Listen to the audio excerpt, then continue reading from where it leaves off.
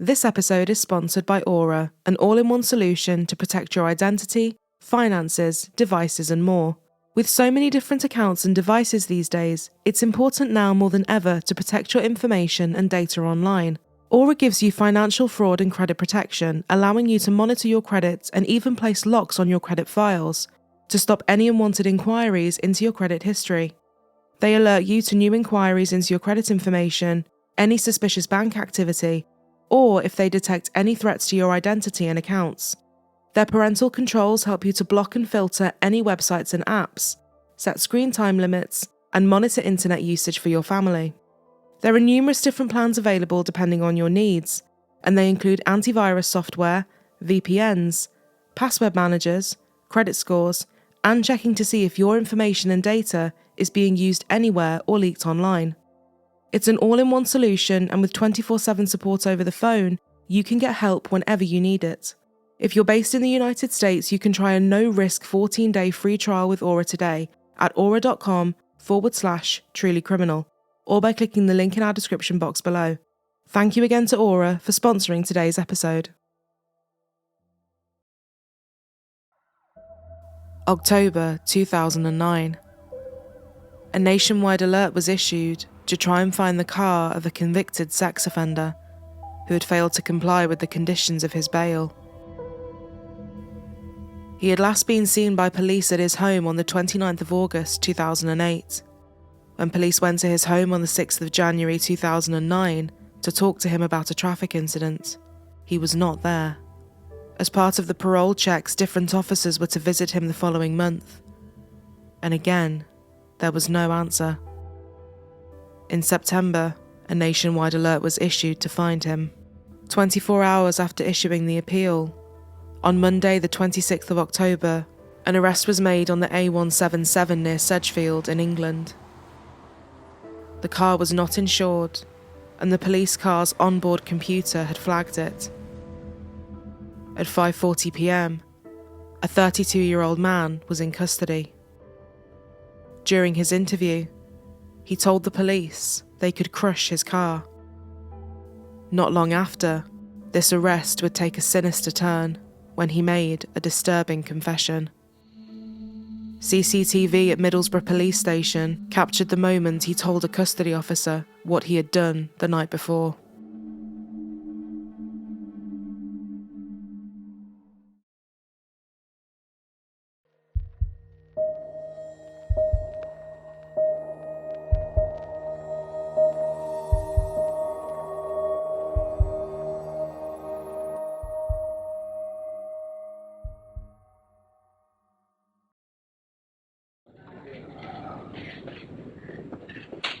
Right, come stand here, please.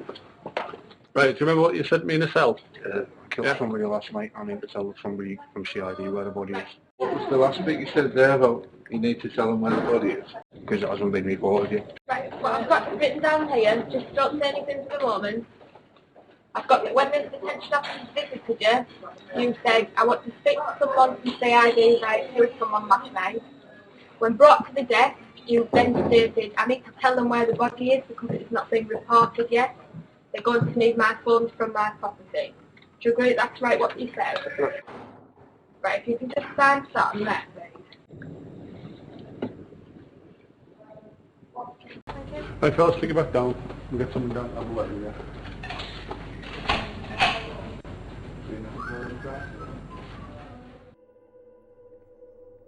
He had given the police several different names, so the police weren't sure of his identity. However, when the truth came out, it would leave people outraged. Ashleigh Hall was a typical teenage girl. She lived in Warwick Square, Darlington, with her mother and siblings. She had been a brownie and a girl guide, adored animals, and loved to play her music loud. Her bedroom was all pink, and photographs of friends, family, and loved ones covered the walls. She was chatty, friendly, and personable. Her mother Andrea described her as her best friend. It had been just the two of them for 11 years, and when Andrea went on to have 3 more daughters, Ashleigh was like a second mother to them and helped to bring them up. She adored them, and the 4 shared a tight bond. After completing her GCSEs, Ashleigh left Herworth School and went to Darlington College to study to be a nursery nurse. She was close to her friends and would use the money her mother gave her for helping out to talk to her friends on the phone and the computer.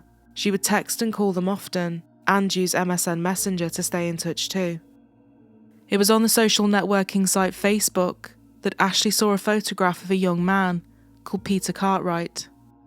The pair began speaking, and he showered her with kind words and compliments. She was flattered by his attention and agreed to meet him in person. He hadn't shown up for their first meeting, but 2 days later it was rearranged. Cartwright said his father would be there to pick her up. Sunday, the 25th of October, 2009. That evening, Ashleigh received a text message. "Hi hun, it's Pete's dad. Are you sure you don't mind me picking you up? Pete is really looking forward to seeing you, and yes, it's okay for you to stay." Ashleigh replied, "No, it's fine, I don't mind. I trust him, so I trust you and thank you." She then received another message. "My dad's on his way, babe. He says excuse the state of him, lol. He doesn't have to come in and meet your mum, does he? Lol. He'll be a mess probably, lol. Oh, and you wearing some sexy underwear for me?" She replied, "Okay, babe. And no, he doesn't have to, lol. It's okay, haha. What car has he got? And you will have to wait and see, won't you?" Ashleigh told her mother she was going to stay with one of her friends from college and that her friend's father would pick her up. Her mother made her promise that she would be home by 10:30 a.m. the following day. She said she would, and with that, she left.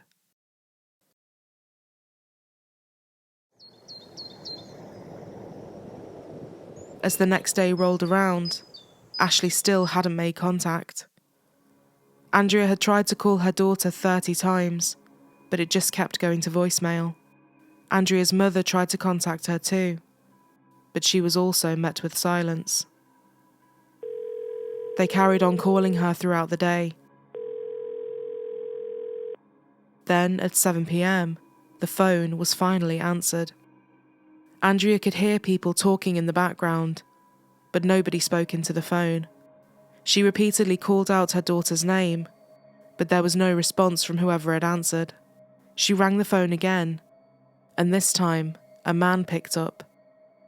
She said, "Who the hell are you?" The man on the other end of the phone asked who she was. Andrea replied, "I want to know who has my daughter's phone." He then said he was a police chief inspector. He explained that a man had been arrested for a driving offence and had been in possession of Ashleigh's phone. The chief inspector said he would call her back. Andrea said she felt sick, panicked and confused. Andrea put the call out on Facebook for any information, saying, "Ring me immediately if you know where Ashleigh is." The friend Ashleigh had said she would be staying with got in touch. She hadn't seen her, and Ashleigh had not stayed at her house.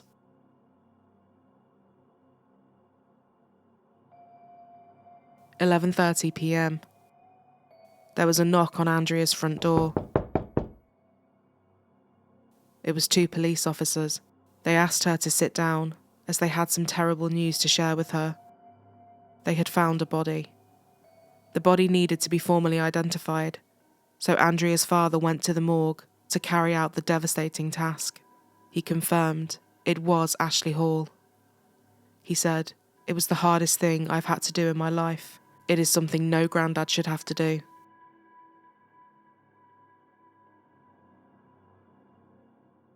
Durham police have formally identified the dead girl as 17-year-old Ashleigh Hall. They say they believe she may have met her attacker on the internet. The man who led them to her body is still in custody. It's a tragic and quite horrific case, really, and it's come about under very unusual circumstances in that we've had a man who's been arrested for minor traffic offences who then, once in custody, decides to tell us about the whereabouts of a body, and he takes the police to the scene of that body. The 32-year-old man, who has no fixed address but has links to Liverpool and Teesside, took the police down a quiet lane just off a busy main road. The scene was immediately cordoned off and a tent placed over the body. Scene of crime officers arrived in the morning to start collecting evidence. The car the man was driving when he was arrested has been examined by experts. The police want to hear from anyone who saw the dark blue Ford Mondeo between 7 p.m. on Sunday and 20 to 6 on Monday evening. She had been raped, and her arms and legs had been tied up, and tape was put over her face. Her body was then dumped against a fence near Old Stockton Road. The first post-mortem to establish how she had died was inconclusive. The second one revealed she had died from smothering. After her body was found, Ashleigh's family looked on her computer and found that she had been having conversations with a man they didn't know. It was the man who had been arrested for the traffic offences. His name was Peter Chapman, and he had a terrifying history of offending. Peter Chapman had been born in January 1977 and was looked after by his grandparents in Stockton. Those who knew him in school said he was strange from a young age. It wasn't long before he was on the radar of police. When he was just 15 years old, in 1992 he was investigated over an allegation of sexual assault. In May 1996, he committed 2 horrifying rapes against sex workers in Teesside. The violence had increased, and he had also used a knife in the attacks. He was sentenced to serve 7 years in a young offenders institution. The judge described him as clearly a danger to women. He served half of his sentence before being released, and was now a registered sex offender, meaning there were conditions on his freedom. He would later move to Middlesbrough and lived on Martin Road. The attacks would begin again. He used a stolen car with a fake registration plate to pick up a woman before holding her at knife point and sexually assaulting her. 2 days later, he did the same thing and picked up a woman before driving 24 miles to a disused railway track in County Durham. She too was attacked at knife point. This was where Chapman made a mistake. He told his second victim how he had attacked a woman just 2 days before. His victim went to the police and reported him. The investigating officers linked this attack to the one from 2 days prior, and the first victim was able to pick Chapman out of a lineup.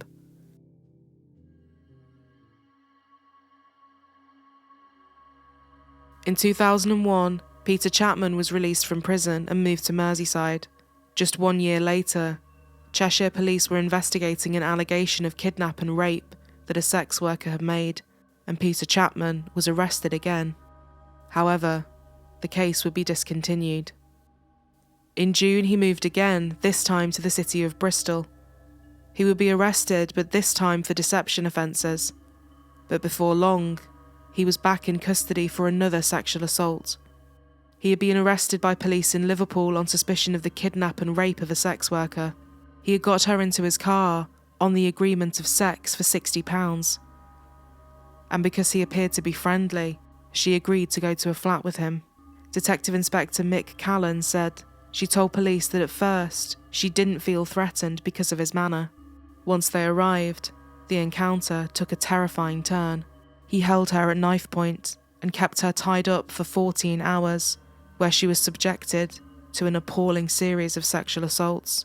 He had tied her hands together and taped over her mouth. He used a 12-inch knife to threaten her.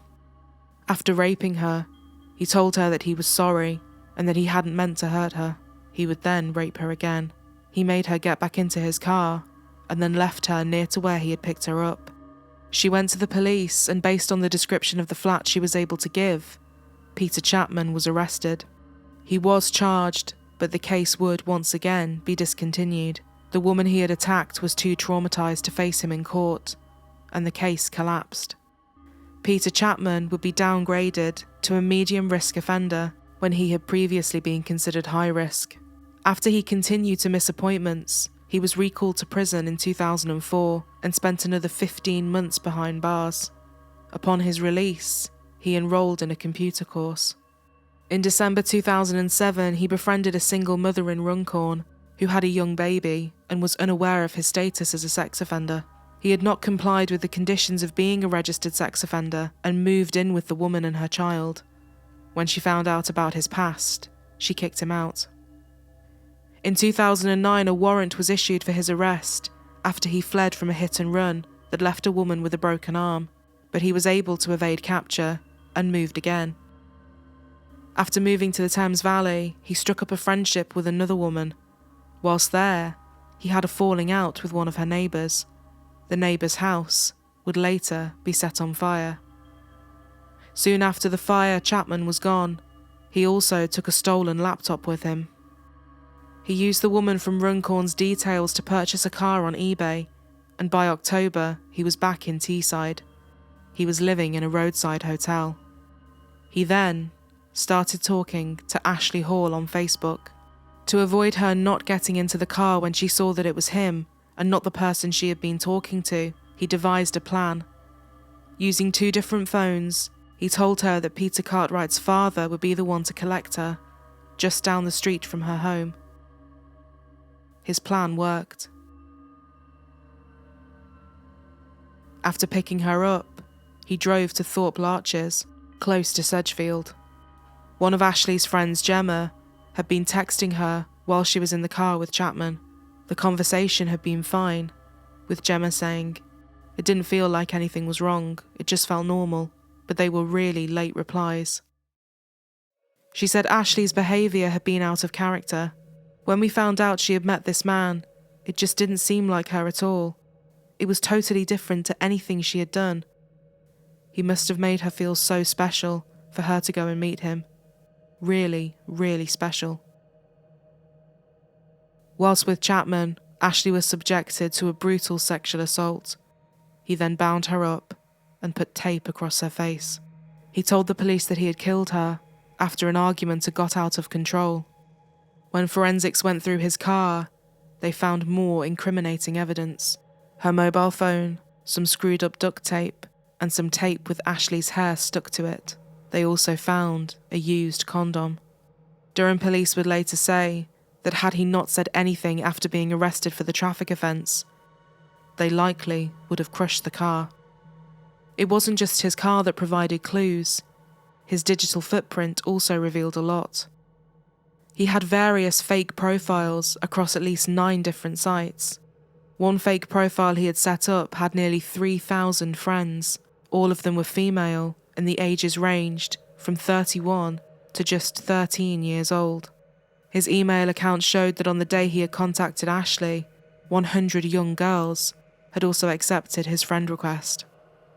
After adding somebody as a friend, he would then try and get them to use private chat rooms, where the conversations would become sexual and explicit. He had attempted to meet 2 15-year-old girls, and one of them agreed to meet in a B&Q car park in Hartlepool. When she approached and saw him sitting in the car, she ran away. Several days later, he had tried to meet another girl in Stockton, but she didn't turn up. The day after murdering Ashleigh, Chapman was due to meet another woman, but his registration number was spotted by the ANPR system, and he was arrested on the A177. In November, hundreds of people came together for Ashleigh's funeral at St Cuthbert's Church. As the bell rang at 3 p.m, Andrea led mourners into the church. There weren't enough seats for everybody, and the community was united in its grief. When the service was finished, her coffin was taken to a private cremation service. Her mother said, "I didn't want Ashleigh to be buried in the cold ground. Her favourite place was home, so I keep her ashes here."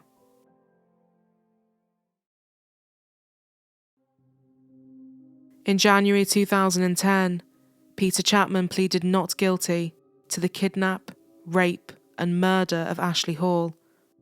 The night before his trial was due to start, Peter Chapman changed his plea to guilty. Andrea had decided to attend court and look Peter Chapman in the eyes. She said, "People say to me, 'How do you feel?' I don't really know. Empty and angry are the words that sum it up best." Prosecutor Graham Reed's QC said, after inventing the fake teenage Peter, he now decided to invent Peter's dad in order to persuade Ashleigh that it was safe to get into his car. The plan he devised was calculated and wicked, and it worked.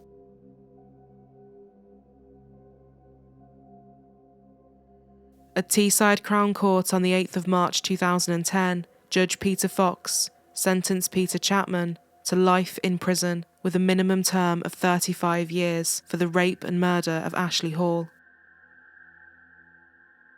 The judge told him he had been a very great danger to women for a considerable time. He said that Chapman had undertaken a significant degree of planning to carry out his appalling crime. He said, "This was an evil scheme, very carefully brought and with considerable detail to trap your victim. For what it's worth, I cannot foresee your release," he said. A convicted sex offender's been jailed for life after admitting the kidnap, rape and murder of a teenager he met on a social networking site. If you're going to meet someone, tell someone where you're going to meet them. Tell them who you're going to meet. And only meet them in very, very public places. And also, whenever possible, take someone else with you. Them sort of people should be tagged and they should be kept an eye on all the time. Shouldn't be allowed out into society anyway. Shouldn't be being let out whatsoever. And for the people who are supposed to keep an eye on him, they should keep an eye on these sort of people. Not long after his sentence, it was revealed that Peter Chapman had been attacked in HMP Frankland, the Category A prison where he is being held. He suffered multiple cuts to the face after being assaulted, but recovered in the hospital wing of the prison. Following Ashleigh's death, the Home Secretary Alan Johnson said that lessons needed to be learned from her case. He said that authorities in both the United States and United Kingdom were working to find ways to flag up when a convicted sex offender uses the internet. He said, "What our people in the Child Exploitation and Online Protection Agency do is go online themselves to try and lure these people in. Whether we can get the technology to flag up when they're online is something we need to look at." He also called on the police to answer questions about how Peter Chapman had been monitored.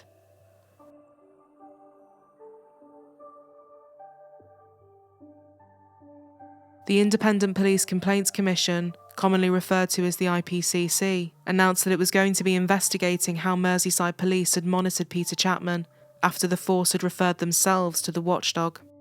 It emerged that 9 months had passed between the police in Merseyside realising he was no longer there and them issuing a national wanted notice for him in September 2009. This was 1 month before he murdered Ashleigh. A spokesperson for Merseyside Police said he didn't know why the wanted notice didn't go out sooner. The IPCC said that when Chapman moved in May 2005, he came under a different sex offender unit and he should have been visited every 3 months. A period of 9 months would pass between visits. He was visited by one female police officer who had to use her own car due to low staffing levels. She had not received proper training on how to monitor sex offenders, despite repeatedly asking for said training. The unit was described as poorly organised and was the only one in the force that was not a standalone unit. When details of Chapman's car were circulated on the police national computer, following his failure to adhere to the conditions of being a registered sex offender, 3 police forces recorded hits on their ANPR systems between the 23rd and 26th of October. IPCC Commissioner Nassim Malik said, "It is evident from our investigation that this particular sex offender unit was inadequately resourced, and as a result, the officer tasked with managing sex offenders in the community had an impossible task. Chapman was not monitored effectively and managed to slip away with terrible consequences.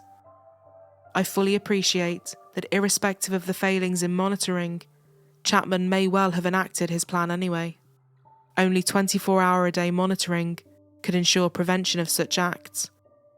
My deepest sympathies go out to Ashleigh Hall's family for their loss. Their grief can only be compounded by the evident police failings that have been uncovered surrounding the man who murdered Ashleigh." Andrea repeatedly begged Facebook to remove Ashleigh's profile. They only did so when police lodged a complaint via the United States Embassy.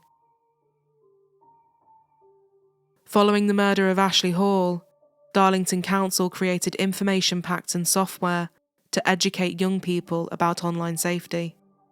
Darlington Council's Cabinet Member for Children and Young People said, "Ashleigh has left a lasting legacy."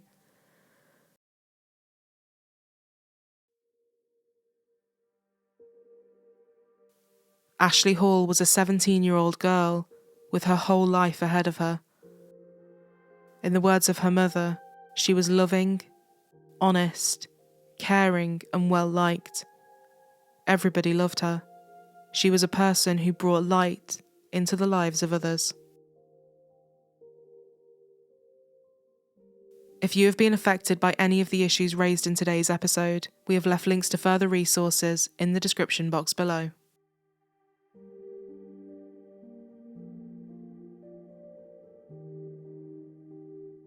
For those of you that like to listen on the go, we now have our episodes in podcast form, and you can now find this via the link in our description box or by searching Truly Criminal Podcast on your podcasting platforms.